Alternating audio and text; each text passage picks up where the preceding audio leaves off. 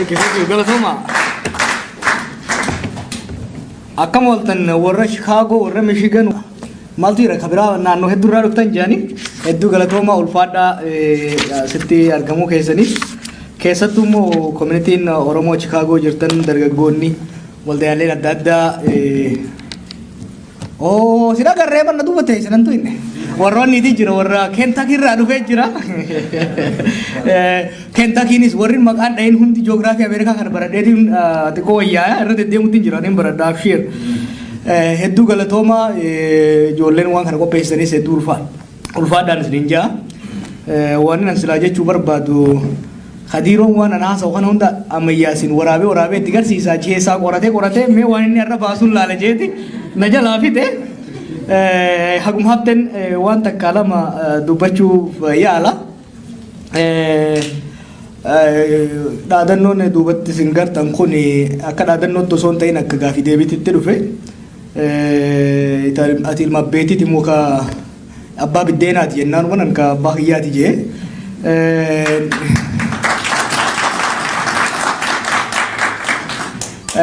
Sambooda gaa eega jarrinu dubbiti jiran immoo dubbitan ol guddifnee egaa socho'u jirra maali Oromoo first yookiin immoo ani Oromoodha jechuun kun maali wanni habashoota akkanatti aarsee Oromoota walitti fideef maali jennee waan takka lama qabxii takka lama isin tuquun barbaada namni tokko ani Oromoodha yookiin immoo ani ana gaafa jedhu waa lama jechuu jira tokko ani eenyummaa kiyyatti maalummaa kiyyatti hin qaanfadhu maaliif yoo jenne maalummaan kiyya sun eenyummaan kiyya sun aadaan kiyya sun seenaan kiyya sun waan irraa qaanfatan hin qabdu tanamaatii gadii miti eenyummaatii akka gaarii ibsiti naaf taate sillee ta'uu baattu jechuu kana jechuun hariiroo siyaasaa keessatti hariiroo ummatootaa jidduutti keessattuu hariiroo wal qocoluu fi wal cunqursuun jirtu keessatti rakkoodha qaba maaliif namni tokko ani ana gaafa jee sun waan tiyya narraan tuqinii dhufa jechuu sun akka kiyya narraan tuqiniitu dhufa jechuu namni tokko Oromummaa fiititti boone jechuun Oromummaatti aanee Oromiyaa dhufa jechuu Oromiyaan maal of keessaa qabdi uummata Oromoo qofa osoo hin ta'in margaacitaa of keessaa qabdi albuuda of keessaa qabdi loonfee of keessaa qabdi alagaan biyya teenya ka dhufe nu jaalatee yookiin nu lafarraa fixuuf osoo hin ta'in qabeenya keenya nurraa saamuudhaaf jechuudha. Namni tokko duraan Oromoodha jennaan sanitti aansee Oromiyaan tiyyaatti seena jechuudha. Gaafaan Oromiyaan tiyya jee wallee Haccalu qofaaf namni irratti hin dhufu qabeenya fiita irratti abbaa ta'uu barbaada jechuudha. Alagaan biyya teenya irratti humna nu cabsitee abbaa irratti taatee nu hagabsite gaafa nuti Oromoodha jenne kan itti aanu qabeenya keenya harka keenya deeffachuudhaaf akka tattaafannu waan beektuuf osoo nuti haqa teenyaan gaafatin eenyummaa keenya sanuu keessatti awwaaluu barbaaddi jechuudha. Kanaaf wanni habashaan akkanatti wachuuf guddaan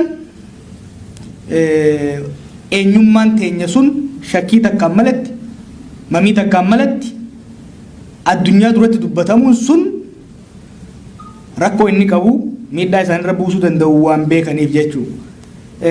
Kalammataa bara asaanaa kana keessatti jeequmsa Oromoo keessatti uumamerra rakkoolee adda addaa ka amma hoogganaan hawaasaa akkasumas dargaggoonni as bayanii dubbatan kakaasan kanarraa kaka'e Oromoon qilleensi keessa seenuu isaatirraa kaka'e Oromoo tuffatuun Oromoo se'atuun habashootatti hammaattee turte jechuudha.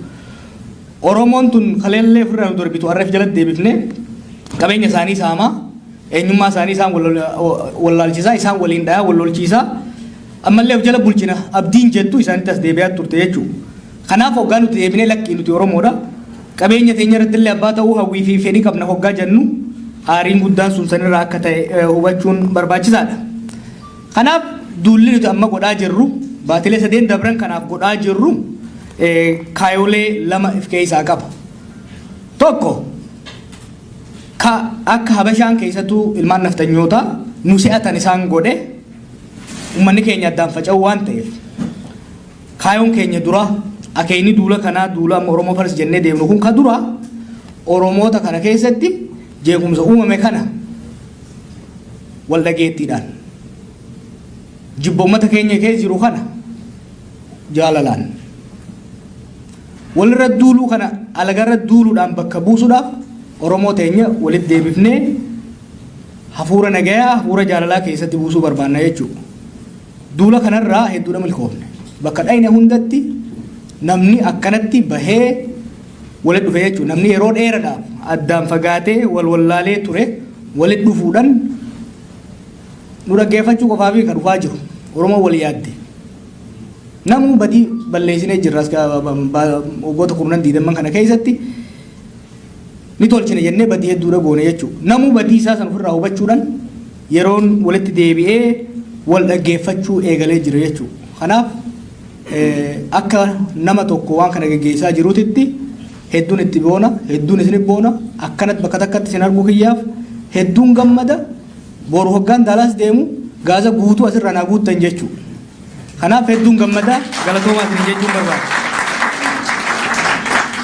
Akkuma jee akeeyni duula kana ka duraa Oromoo waliif fidu, akeeyni lammataa Oromoo humneessuudha.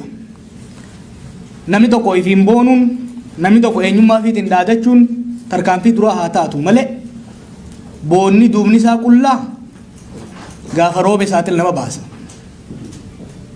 Kanaaf eenyummaa ofiitiin boonuun barbaachisaa ta'us eenyummaa lafeen keessa jirtu, eenyummaa dubbee qabdu, eenyummaa humna qabdu.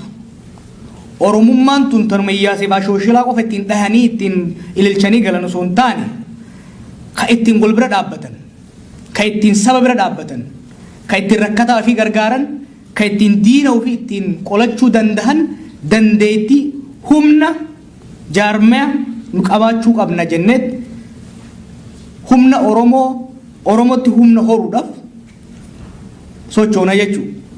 Kana hoggaa goonu biyyi irra jirru biyya alagaa ta'uu isiitirraa kan ta'e Oromiyaa keessa hin jirru, uummata keenya keessa hin jirru, wanni nu dalaguu dandeenyu kan hawwii keenya osoo hin taane kan dandeettii teenya qabatamaan dalaguu ka dandeenyu irratti fuulleffannee dalaguu qabna jenneet sosochoonaa jechuudha. Namni biyya alaa jiru ka biyya keessa jirurraa waa lamaan adda. Tokko bilisummaadha qaba. Akka feenetti akkana wal arginee waliin haasa'uu dandeenya, waan garaa keenya waliin dubbachuu dandeenya. Akka nama keenya biyya keenya keessa jiruutitti basaasni wayyaanee, waraanni wayyaanee, milishaan wayyaanee nu dandeemu jechuudha. Tokko bilisummaa qabna. Kalammataa biyya tanatti waan carraaqqanneen haa guddattu haa xiqqaattu nuti itti abba yeroo barbaannetti bakka barbaannetti akka barbaannetti wayirra oolfachuu dandeenya jechuudha. Bilisummaa qabnuuf diinagdee qabnu tanaan qabsoo Oromoodhaa bira dhaabbachuu ni dandeenya jennee abdanna. Bilisummaa fi qabeenya qabnu kanaan biyya alaa kana keessatti waa shan dalaguu danda'a namni daayasporaa namni biyya alaa jiru kun. Tokko hojii dippiloomaasiidhaati. Kana jechuun dantaa fedhii hawwii fi haqa Oromoodhaa mootummoota biyya alaa akkasumas jaarmayoota gurguddootti hubachiisuudhaan yoo danda'ame fira qabsoo hoddummeffachuu yoo ka dadhabamu taate ammoo diina qabsoo teenyaa gad hir'isuudhaan humna teenya jabeeffannee deemuudhaaf gama dippiloomaasiitiin dalaguu dandeenya. Kalammataa hojii advookasii yookiin immoo himannoodhaa ka jennuuti.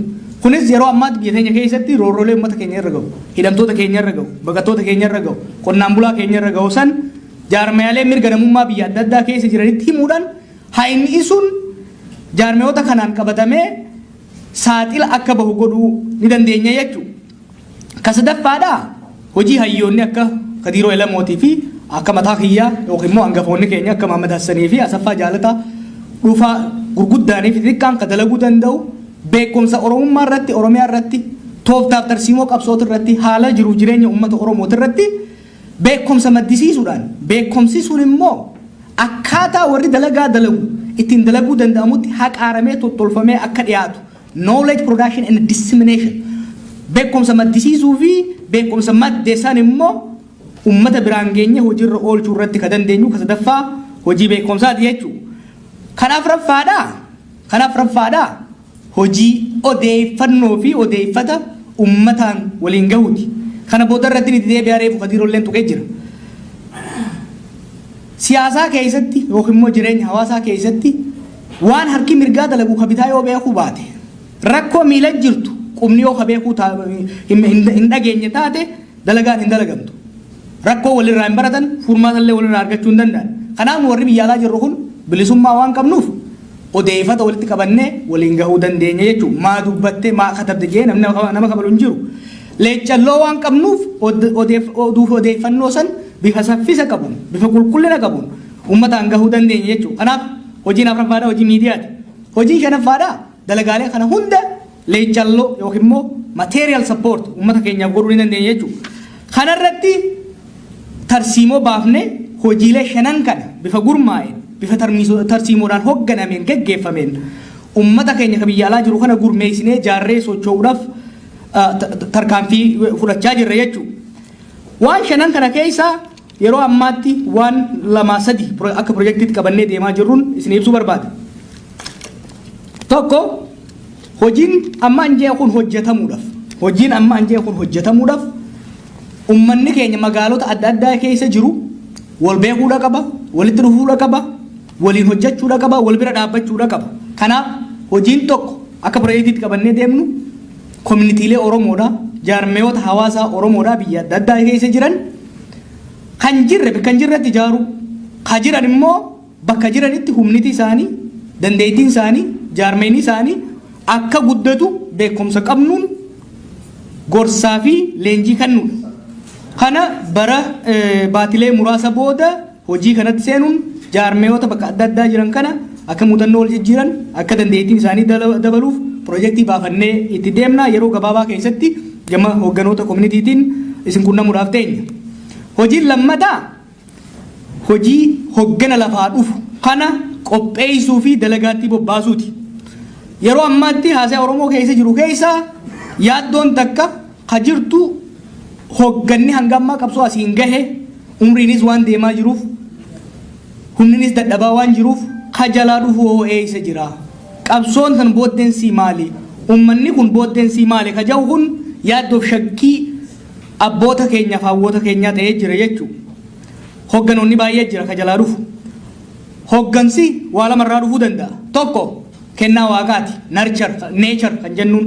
Halammataa eega dhalatee guddatee booda barnootaan muuxannoodhaan gorsaan kan argatu nature kan jennuun jechuudha. Kanaaf hoogganoota Oromoodhaa lafaa dhufaa jiran kana hoggaa jennu ka siyaasaa qofa osoo hin ta'in gama diinagdeedhaatiin, gama barnootaatiin, gama adda addaatiin ijoollee lafaa dhuftu tana warra Oromiyaa waggoota 10 as deemtu kana keessatti Oromiyaa fi Oromoo gara fuulduraa deemuu ni danda'anii fi dirqama san fudhachuudhaaf taa'an san qopheessuudhaaf jajjabeessuudhaaf hojiilee ammaan dura dalagaa turre ka amma immoo bal'inaan itti dalaguu deemnu jira. Kunis baatii gurraandhalaa kanarraa kaasee baatii gurraandhalaas deemu kana keessa ijoollee Oromoo, hayyoota Oromoo, aktivistoota Oromoo jajjaboo hanga nama 100 ta'an addunyaa hundarraa walitti finnee Khorasan irratti ijoolleen tun tokko akka wal barattu. Yoo wal baratte nama wal beekutu wal abdata jechuudha. Wal barattu akka waliin dalaytu muuxannoo akka waliin jijjiirtu akkasumas immoo dhimma Oromootiif Oromiyaa irratti dhimmoota ijoo gurguddoo ta'an irratti wal hubannaa ijjannoon jajjabduun takka akka uumamtu san irratti dalagaa jirra. Kasadaffaa dura ka hawaasaa eegaan jee halammataa hooggana lafaa dhufuu kana bakkaan gahuu fi qopheessuu irratti kasadaffaa immoo kan marga reefu qadiinoo yeroo bal'aa irra fudhatee haaseessan miidiyaa Oromoodhaa kan haqa Oromoo sagalee Oromoodhaa Oromoos akka wal dhagayan alagaa fi firaaf alagaanis akka dhagahu godhu Oromiyaa miidiyaa neetwoork jaamu tokko jaaruu barbaanna. Yeroo ammaatti wanni sagaleen Oromoo hedduu badee tureef inni guddaan miidiyaa dhaba. Miidiyaa dhabaan waa lama nu godhe. Tokko akka nuti fiin dubbatanne nu godhe. Lammata waan dubbatamu qilleensi kun beeytaa waa hedduu keessa jira. Qilleensa kana keessatti sagaleen teenya waan hin jirreef sagaleen diinota keenyaa ol bahuudhaan nuti akka waan hin jirreetti sadarkaa itti lakkaa'amuun yeroo itti geenye keessa jirra jechuudha. Waan tokkoon isin garsa isinitti hima. Lakkun kan nama keenya harka mure, ka harma mure, ka uummata keenya gaagama san hundarraan gahe sun waggoota 5-6 dabre kana keessatti faarfamee hafarfamee akka lammataatti dhalatee joollummaan teenya ta qubeen wajjin baratte xiqursa hojjaanitti hedii wajjin faarsan jechuudha. Kana miidiyaa godhe. kana miidiyaa godhe maaliif wanjalli ni dalage yakkiin ni dalage rooroon ni dalage sun inni mamtu wanni gutti qoon inni dalage sanuu ka ummanni keenya isaa dalage adwaan san ol kaateeti hafarfamtee goota Itoophiyaa qofa osoo hin ta'in ka Afrikaatu ta'ee namichi hoggaa gaafatan an gurraachaa miti fiinjee bara gaafa Afrikaan Ameerikaanonni warri Jamaayikaa dhaqee gaafatu an gurraachaa miti an faranjiidha namichi fiinjee sun goota Afrikaa ta'ee jechuudha. Seenaan leenjisoo diigaa seenaan gootonni afran qalloo dalagan seenaan nama keenyaa ka Finfinnee irraa buqqa'ee dhabameeti ka abbaa buqqaasee ol ka'ee deeme jechuudha. Fakkeenya lammataatiin isinii dabala. Wayyaanonni mallas kawatar irratti guyyaa guutuu nama fite. Ka huursootti waraana keenya walitti qabee nam 800 baatii lama keessa fite. Ka qarayyoo teenya ijoollee teenya barattoota teenya nam 25 mana hidhaatitti akka hoolaa uguree irra taa'u. Kanama kana hunda biyya keessa ari. Yakki isaa kun hundi irraanfatameeti. Miidiyaan halkaniif guyyaa itti xiichee hoggaa inni tu seenaa warra inni ajjeesee sun dhabamee namni keenya gurraacha uffatee Oromiyaa bahaa dhiyaatti isaa booyaa ture. Miidiyaan godhe kana. Maaliif miidiyaan jirtu ta wayyaaneeti wayyaanen gaaromina isaa gootummaa isaa hayyummaa isaa himti. Osoo nuti miidiyaa qabaannee hoo yakka isaa jallina isaa badii isaa himna jechuudha. San dhabuurraa kaka'ee mallasaan san dhabuurraa kaka'ee Oromoon teenya afaan ofiitiin mallasaa dhabooche. Kana miidiyaan nu godhee jechuudha. Kana akka hubattaniif takka lamaan isinii dabala. Oromoon bikka arra geesse tana even Itoophiyaan tun bikka arra geesse tana walqixxummaatti xiqqoo saboota jidduu dhufte tana Oromoonni eenyu gad miti kan irra keessa qabsa'an. Gootonni akka Jukii Bareento gootonni Baalee kakkaa Ilmaariyaam Gammadaa keessa dhumaniiti walqixxummaa bilisummaa hanga xiqqoo harkanne tana asiin nu gahan. Seenaan isaanii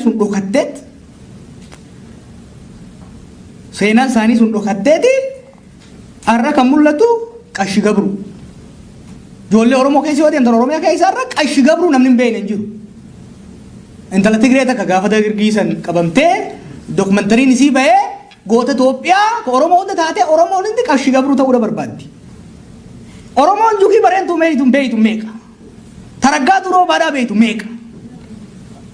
Hayyaloom goota guddaa ta'ee tafarfama. Isaanii goota. Nu garuu isaa gadi hin qabnu. Guutama hawaas qabna. Mul'isa abbaa gadaa qabna. Kaloolee lolchiise. Ka qawwee takkarraa kaasee waraana jaaree asiin gahee bika nu keenya kun dhokateeti. Goonni keenya dhokateeti goonni alagaa kan ufi irratti gootame goota nurratti ta'ee jechuudha. Kana kan nurra fide miidiyaadha jechuudha. Kanaaf kana jijjiiruu nu barbaachisaa. Yoo gootummaan nama keenya kakalee hin dubbatin boru goota argannaa irraa baya.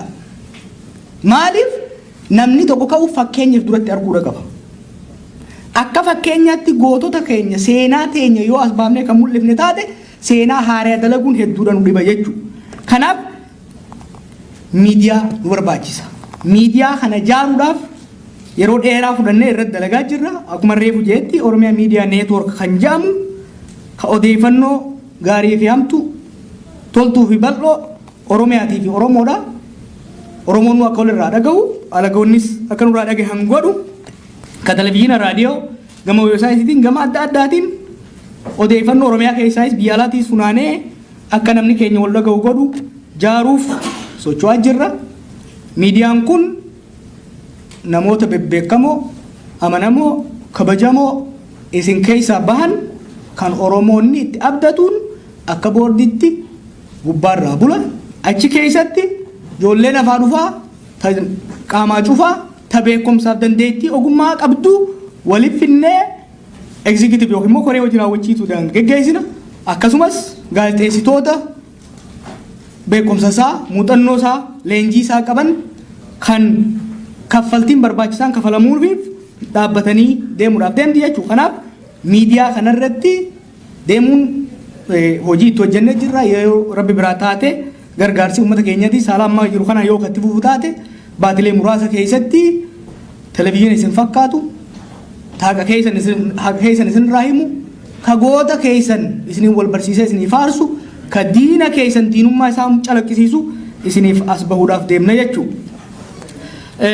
Kanaaf nu gargaara. Karaa sadiin nu gargaaruu dandeessan. Tokko yaadaan nu gargaara. Kun hundi muuxannoodha qabdan.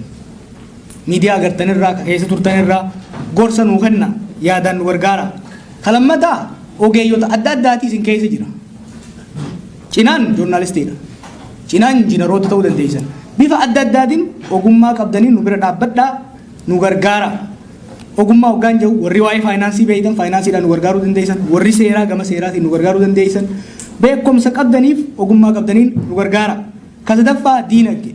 Wanti tun hojiirra ooluudhaaf yaanni ittiin deemnu kun caasaan nuti amma gadhaabne kun bakka gahuudhaaf diinagdeen isa barbaachisa. Leencalloolee isa barbaachisa jechuudha. Diinagdee carraaqqatanii argattanirraa nu bira dhaabbadhaan beekumsa qabdaniin diinagdee san hojiirra haa oolfannu kanaan nu bira dhaabbadhaan jira. Dhumarratti keessattuu hedduun keessan dargaggeessa waan taataniif ergaa tanaan isin goolabuu barbaada. Abboonni keenya akka maleenu Oromoo fi Oromiyaa Oromummaa teenya du'arraa oolchanii jiran. Bara 1957 keessa fakkaataa intalti takka waa'ee Itoophiyaadhaa hoggaa katabdu Oromoon tun kuttee Oromummaa wanni jaantun wanni isaan walii hidhaa hin jirtu. Oromummaan hin jirtu. Amma booda Amaarummaan Oromummaan liqimsidee jirti. Oromoo wanni jaan amma booda hin kaatu jetteeti barreessite jechuudha. Oromummaan duute jetteeti awwaala Oromummaa irratti barreessite namittiin Ameerikaadhaa sun. Waggaa 10 keessatti uummanni keenya lafaa ka'ee hayyoonni keenya lafaa ka'anii Oromummaa silaa duute isaan jaan dhugumaan immoo duutee turte Oromummaan gaafas. Isii shakaraan irra jirtu. Isii boolla qarree boollaas irra jirtu achirraa kaasanii har'a gootota keenyaaf galanni haa ga'u Oromiyaadha qabna. Oromummaadhaan walitti dhufna. Afaan keenyaan dubbanna. Oromummaa du'arraa hambisanii baraarsanii asiin nu gahanii jiran. Du'arraa hafuun garuu hin duunuu miti. Namni har'a qorichaan du'arraa hafu hin du'u jechuu miti. Akkan duune daran wallaanamuudha qaba. Daran jabaachuudha qaba. Daran dagaaguudha qaba. Daran guddataa deemuudha qaba jechuudha. Har'a Oromiyaa ni qabna. Garuu nuti irratti abbaa miti. Irratti abbaa ta'uu qabna jechuudha. Har'a afaan keenya ni haasofna. Afaan kana guddisuudhaaf ogbarruu isaa babal'isuudhaaf leencalloo teenya irratti alagaan waan abbaa taateef leencalloo san hin qabnu jechuudha. Har'a dachii teenya irruma jirra. Haa taatu immoo irraa nu kaafataa jiran jechuudha. Kanaaf dirqamni dargaggoo lafaa dhufaa jiru kana dirqamni dhaloota qubeedhaa Oromummaa abbootiin keenya sun baraarsanii asiin gaasan guututti ijaaruudhaan Oromoo abbaa biyyaa Oromiyaa immoo biyya qananiituu fi dagaayituu godhuudhaaf amna qabsoo Oromoodhaa ta'as geesse tana goolabuun dirqama keenya jechuudha. Kana goolabuudhaaf immoo beekumsa ni qabna, dandeettii ni qabna, haqa qabna. Yoo nuti tattaaffanne Rabbis nu gargaara. Ana akka nama tokkootti beekumsa qabuu fi dandeettii qabuun isin dura isin wajjin deemuudhaaf qophiidha jechuudha. Isinilleen hin taa'inaa ka'a falmadhaa waan qabdanii deemaa jechuudha. Waa sadii wanni godhuu dandeessan. Tokko akka nama tokkootti barnoota keessanii jabaattanii waan dandeessanii jabaattanii yoo xiqqaate akka nama tokkootti lammii Oromoo irratti jigee Oromoo qaanfachiisu salphachiisu Oromootti ba'aa ta'urraa baatanii lammii if danda'ee Oromoon abdattu ittiin gammadu ta'uu dandeessan.